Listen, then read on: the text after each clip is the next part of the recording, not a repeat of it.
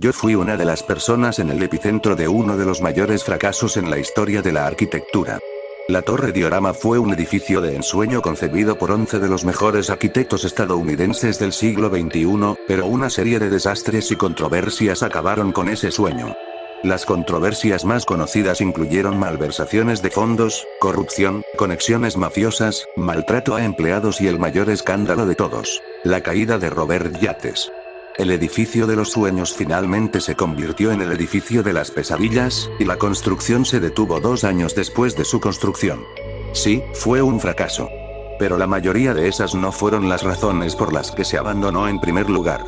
La muerte de Yates fue la más importante, pero la razón por la que decidimos detener la construcción es lo que realmente causó la muerte de Yates. La gente muere a menudo en las obras de construcción, pero esta en particular, es mucho peor que cualquier otra muerte relacionada con la construcción. De los 11 arquitectos, un tipo llamado Wayne se convirtió en el primer director del proyecto y, como era el más exitoso, el más experimentado y el más conocido de los 11, naturalmente se convirtió en la figura decorativa del proyecto. Su liderazgo duró poco porque fue descubierto malversando los fondos del proyecto. Rápidamente lo sacaron del proyecto a pesar de que era el director. El segundo director, Stan, era todo lo contrario de Wayne. Era bastante nuevo en el mundo de los proyectos arquitectónicos, pero lo que lo convirtió en director fue el hecho de que era una estrella en ascenso que había construido muchos monumentos emblemáticos en ciudades específicas de todos los estados. Probablemente ni siquiera sea una exageración, pero es el arquitecto más grande que jamás haya puesto un pie en Estados Unidos. Stan también tenía experiencia como contador, por lo que sus conocimientos financieros serían útiles de todos modos. Inmediatamente, recuperaría los fondos malversados iniciando una recaudación de fondos y hablando un poco con el tribunal, lo que llevó al consejo a seguir invirtiendo en el proyecto. Luego surgió el segundo problema, donde habíamos decidido construir los apartamentos. Estaba ubicado en un terreno baldío, de césped que rodea 4 barrios. Si bien el escenario no era gran cosa, el problema fue que las cosas empezaron a salirse de control cuando los niños empezaron a aparecer para ver el proyecto y jugar. Sí, ese era el problema, niños. Desde que eran niños, no tienen ninguna idea sobre el conocimiento y la importancia de la construcción, sin mencionar que los niños de hoy en día son rebeldes, violentos y hedonistas. No digo que odio a los niños, pero algunos realmente me ponen de los nervios. Son demasiado tontos para vivir con nosotros y deberían vivir en otro lugar y no hacernos pasar un mal rato. Hubo puro silencio excepto por los ruidos de la maquinaria durante los primeros días de construcción. Cuando se corrió la voz entre los residentes de que estábamos construyendo un nuevo apartamento, la gente, especialmente los niños, empezaron a acercarse. No porque estuvieran interesados en la construcción, sino porque el lugar donde solían jugar al fútbol estaba justo al lado de la obra. Durante las últimas 2 semanas del proyecto, sus balones de fútbol ingresaron a nuestro sitio más de 30 veces. Los 2 últimos han causado grandes trastornos en la construcción, provocando que los trabajadores se enojen. De esos 2 incidentes, lo único que discutimos en los recreos es lo horribles que son los niños. El niño que más odiábamos era el chico de pelo oscuro cuya gravedad, terror y grotesco parecían sacados directamente de una película. Parece un vampiro gótico, aunque actuó completamente normal como otros niños, jugando y pateando pelotas de fútbol. Por lo tanto, en consulta con el supervisor de la obra y el ayuntamiento, el radio de 20 metros desde la obra se convirtió en una zona de prohibición de entrada para personal no relacionado. Para garantizar a los niños que esto se tomaba en serio, también he escrito que ingresar a este sitio es esencialmente una invasión y podría llevar a ser investigado por la policía. Fue una buena elección porque los niños dejaron de perturbar nuestra construcción desde que se implementó esta regla. El proyecto pareció ir bien sin ningún problema. Pero claro, había alguien que arruinaría todo para el equipo. Eso es exactamente lo que ocurrió 4 días después de que se implementara la norma. Durante una reunión, Yates, mirando por la ventana mientras discutía los próximos pasos, de repente se levantó y salió corriendo enojado. Cuando lo alcanzamos, ya era demasiado tarde. Uno de los niños pisó el hormigón utilizado para crear los valores atípicos del área del edificio. Lo que hace que esto sea diferente es que fue la primera vez que hubo un intento deliberado de sabotaje a nuestra construcción, no por accidente, no por error, a propósito. Yates estaba furioso, y no solo estaba enojado con los niños, estaba muy frustrado con nosotros. Nos culpó de todas las acciones del niño y, aunque nos sentimos insultados, era algo que no podíamos negar. Durante unos días, mientras estábamos concentrados en el trabajo de construcción, Yates había estado haciendo muchas cosas entre bastidores, para evitar que las cosas salieran mal, enseñando a los niños sobre los peligros de seguridad, de lo que todos nos burlábamos como una pérdida de tiempo. ¿Qué hicimos cuando él intentaba evitar esta situación? Nada. La reunión terminó en un giro sombrío cuando nos dirigimos al lugar del daño para recuperarlo. Yates prometió que estaría aquí a primera hora del amanecer para mantener a los rufianes en contacto con este sitio de construcción, y no se detendría hasta enviar un mensaje legítimo a los niños. Esta vez tomamos en serio sus palabras, pero no nos dimos cuenta del problema que causarían. Esa noche, Yates se quedó para cerrar todas las puertas del sitio de construcción, le dio la llave al capataz y, mientras todos los demás iban al hotel, él consiguió una habitación cerca del sitio de construcción, y eso fue todo. Entramos al hotel del señor Ambal, quien fue muy amable con nosotros. Él y su esposa dirigen el hotel desde hace 22 años. El señor Ambal es un hombre con un pasado inusual. Su padre y su abuelo eran chamanes y se dice que tiene poderes divinos. Quizás su encanto me atrajo, pero yo era el más cercano a él de todos los trabajadores en la obra. Mientras otros iban a su habitación a las 9 de la noche, yo solía quedarme despierto hasta tarde, hablaba con algunos de sus amigos espirituales y discutía los conceptos de vida y mortalidad. Mientras tomamos unas copas, los que estábamos en el hotel discutimos la reacción de Yates. Algo andaba mal en lo que quería decir con no se detendrá. Y esa noche, mirando al techo, volví a pensar. Estoy seguro de que la gente ha pensado esto antes, pero los villanos y los asesinatos en las películas se sienten embellecidos porque son entretenimiento. Si miras las películas, hay muchos villanos, desde villanos trágicos como Darth Vader hasta pura maldad como el Joker. No sentimos nada cuando matan porque es entretenimiento, drama y teatro. En la vida real, es diferente. En la vida real, matar muestra las emociones humanas más oscuras como el miedo, el odio, la indignación, la consternación. Lo que sentí fue confusión. ¿Por qué, Yates? En la obra, Yates nos pidió un favor, una orden para ser exactos. Mientras dormíamos en el hotel, Yates salió a patrullar y luchó violentamente con una sombra que cayó sobre él. Creyendo que su vida estaba en peligro, Yates golpeó a la figura con un ladrillo cercano y la mató. Después de limpiarse, miró el cuerpo con una linterna y quedó impactado al ver que había asesinado a un niño. Fuimos donde enterró al niño, que parecía un personaje de esas películas góticas, su cuerpo era pálido como el de Drácula, vestía de rojo con una gorra en la cabeza, y sus ojos estaban pálidos como un esqueleto. Lo que más nos asustó no fue su rostro, sino lo que rodeaba el cadáver del niño. Aunque parecía que había muerto hace unas horas, su cuerpo estaba cubierto de gusanos. Aprendí que solo porque tengas muchos músculos no significa que no tengas miedo, mientras los dos tipos más grandes en la sala se atragantaban y Stan se encogía de miedo.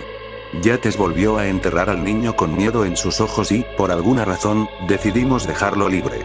Todo habría ido bien si no fuera porque los gusanos empezaron a salir del suelo y entraron en la obra. No uno o solo dos, montones de ellos, arrastrándose fuera del suelo como si hubieran resucitado de entre los muertos. La mayoría de sus inútiles esfuerzos por escapar del suelo fueron detenidos cuando comenzamos a pisotearlos y lo cubrimos con piedras, esta vez con la esperanza de que esto enterraría al niño y el asesinato de Yates. Los gusanos seguían apareciendo, y las rocas no impidieron que los gusanos surgieran del subsuelo. En todo caso, habían crecido a una cantidad ridículamente enorme. Desesperados, decidimos quitar las rocas del lugar del entierro y ahora cubrirlas con concreto como los yakuzas japoneses. Además, creamos una herramienta de madera especial para garantizar que el hormigón esté lo suficientemente endurecido como para que nada salga del suelo. Y dejaron de salir por un tiempo, y el resto del día ya no estaba planeado, con una excepción. Ahora estábamos enfrentándonos a Yates, quien se estaba volviendo más sensible, más vil y más obsesionado a lo largo del día. Al final del día en el sitio de construcción, decidí quitarme los guantes y guardar mis botas para cambiarme de ropa, y fui el último en salir al sitio, Yates de pie junto a la tumba del niño. Me volví y vi su expresión a través de la valla. Asustado, enojado, divertido, arrepentido o algo intermedio. Su rostro era como si estuviera poseído por algo. Todos estábamos en una zona de construcción, una zona prohibida, y no sabíamos lo que estaba pasando afuera. La gente del pueblo se había dado cuenta de que el niño que Yates había matado estaba desaparecido y estaban realizando una búsqueda masiva en la ciudad. Y la policía ya había supuesto lo peor, por lo que impuso un toque de queda, y la ciudad, que normalmente estaba bulliciosa a las 9 en punto, se convirtió en un pueblo fantasma. Todos visitamos la posada con horror y tratamos de esperar un mañana mejor. Justo cuando estaba a punto de cerrar la puerta de la habitación, vi a Yates caminando con el posadero, como si hubiera tomado prestada una habitación. Ambos hombres estaban sudando. El sudor en las caras de los hombres no era sudor de trabajo duro, sino una mezcla de miedo y pavor. A partir de ese momento sentí que algo terrible estaba a punto de ocurrir. No era el temor de que estuviéramos en problemas, sino la sensación de que nuestros días estaban contados. Y ese día ha llegado. Ese día selló el destino de la torre diorama. Cuando entramos al sitio de construcción, vimos miles de gusanos en el suelo sin tierra donde pararse, y mientras los recogíamos y caminábamos hacia la oficina, los trabajadores gemían al ver los gusanos subiendo por sus cuerpos. El sitio estaba lleno de varias personas que se sacudían para deshacerse de los gusanos que se infiltraban en sus cuerpos para sobrevivir. Stan abrió la puerta de la oficina en un ataque de loca valentía y entramos corriendo a la oficina antes de cerrar la puerta de golpe. Cuando miramos por la ventana, parecía como si los gusanos vinieran por nosotros. No, parecía como si nos hubieran rodeado. Todos miramos a Yates, especialmente Stan, que era supersticioso. Creía que el asesinato pudo haber maldito el lugar. Yates también estaba furioso por la repentina culpa que recibió. Mientras los dos discutían, algunos de nosotros tomamos pesticida y comenzamos a rociar los gusanos. En cuestión de minutos, todos los gusanos que se arrastraban dejaron de moverse. Tomé la escoba y llené un agujero diferente para poner los gusanos muertos. Mientras limpiaba los gusanos, sentí una inexplicable sensación de temor de que estos gusanos que aparecían ahora fueran parte de un todo más grande. Lo siguiente que tuve que hacer, ya que el lugar estaba completamente limpio, fue ayudar a Yates a subir a la grúa mientras también arreglaba los cables eléctricos colocados en la grúa para iluminarla en la oscuridad. Tomé mi equipo y caminé hacia el ascensor, y un minuto después, estaba parado en la parte más alta de la ciudad. La razón por la que me dediqué a la construcción fue que nunca tuve miedo a las alturas, y cada vez que subía a una grúa, sentía tal sensación de libertad, alivio y felicidad que rápidamente me olvidaba del incidente de los gusanos en el suelo. Me hizo sentir alegría al ver la niebla de la mañana surgir de las montañas que rodean el sitio de construcción, como una escena de película. Inmediatamente me puse a trabajar y comencé a arreglar los cables de la grúa. Después de 10 minutos de silencio, Yates de repente me dijo: «Tengo la sensación de que hoy no voy a salir de aquí». Las siniestras palabras rompieron mi concentración y miré a Yates. «Deja de tonterías». Pero lo que decía no era una tontería. Era lo que todos estaban pensando, incluso yo, como si algo malo nos pasara hoy. Estaba concentrándome, arreglando los cables, cuando vi que el ascensor bajaba repentinamente, y 3 minutos más tarde, un compañero ingeniero que trabajaba en tierra se acercó y dijo que Stan había reunido a todos los ingenieros y me pidió que bajara. Como planeaba regresar, dejé mis herramientas y seguí a mi amigo ingeniero a la oficina. Cuando entramos, uno de los arquitectos principales que trabajaba con Stan estaba hablando sobre los terrenos de este sitio de construcción. El arquitecto nos dijo que nos preparáramos para cavar un hoyo y comenzar a colocar las columnas del edificio porque ahora necesitamos sentar las bases del edificio. Estamos en problemas. Las excavaciones desenterrarían el cuerpo del niño que habíamos enterrado y el arquitecto, sin saber la verdad, seguramente llamaría a la policía. Sintiendo eso, Stan le dijo al arquitecto que nos diera 24 horas para prepararnos. El arquitecto se fue y Stan nos dijo que recogiéramos el cuerpo ahora. Ya no podíamos ocultar esto y tampoco queríamos ir a la cárcel, ahora pensamos en recoger botes de gasolina y tirarlos al suelo para deshacernos del cuerpo. Solo quedaba cavar de nuevo la tumba. El jefe y otras 2 personas volvieron a cavar el hoyo. Al mismo tiempo, el resto de nosotros rodeamos el hoyo para asegurarnos de que nadie estuviera mirando el proceso de excavación de la tumba. 10 minutos más tarde, empezaron a aparecer gusanos y, justo cuando pensábamos que estábamos en el cementerio, uno de los arquitectos se quedó sin aliento. ¿Dónde fue el cuerpo? Ya cavamos 6 pies bajo tierra, ¿dónde está su cuerpo? ¿Qué? ¿6 pies? Stan tomó una cinta métrica y calculó la profundidad del pozo, que, como dijo su compañero de trabajo, era de 6 pies. Pero no había señales del cadáver, ni siquiera un hueso del niño, solo gusanos, y no fue posible que el cadáver se pudriera completamente durante días. Mientras nos mirábamos confundidos, Yate gritó desde lo alto de la grúa, y cuando miramos hacia arriba, estaba acorralado en una esquina hasta el borde de la grúa. Sobre él había una pequeña criatura vestida de rojo, con una gorra, el niño que murió hace días en la obra por él. Sin que él lo supiera, los gritos venían hacia nosotros y Yates caía de la grúa como una marioneta retorcida. Cuando volví a mirar hacia arriba, no había señales del niño. Pero otros se quejaban porque vieron lo que yo vi. El niño muerto estaba en lo alto de la grúa, y el suyo, se supone que estaba en el hoyo, no en el hoyo. El cuerpo de Yates cayó al suelo. Su vida terminó allí, al igual que el destino del edificio del diorama. Todos huimos del sitio de construcción cuando Yates cayó y murió. Su sangre se derramaba sobre una mesa de hormigón con forma de altar, y su cuerpo yacía destrozado junto a ella. La construcción se detuvo allí y nadie ha regresado al lugar. Y sospecho que algunas personas se han horrorizado tanto que nunca volverán a la ciudad. La muerte de Yates fue etiquetada como muerte accidental, pero todos sabemos que fue una sentencia de muerte. Dejé la junta de construcción y me preparé para ir a otra ciudad a buscar otro trabajo, y el día que estaba a punto de salir del hotel, el señor Ambal pidió hablar conmigo por última vez. Lo seguí hasta su oficina, donde el señor Ambal parecía muy deprimido. Me dijo que estaba pensando en tomarse unas vacaciones largas y salir del país por un tiempo, y decidió decírmelo su amigo. Cuando le pregunté por qué, me dijo que se había enterado de que su hijo había muerto.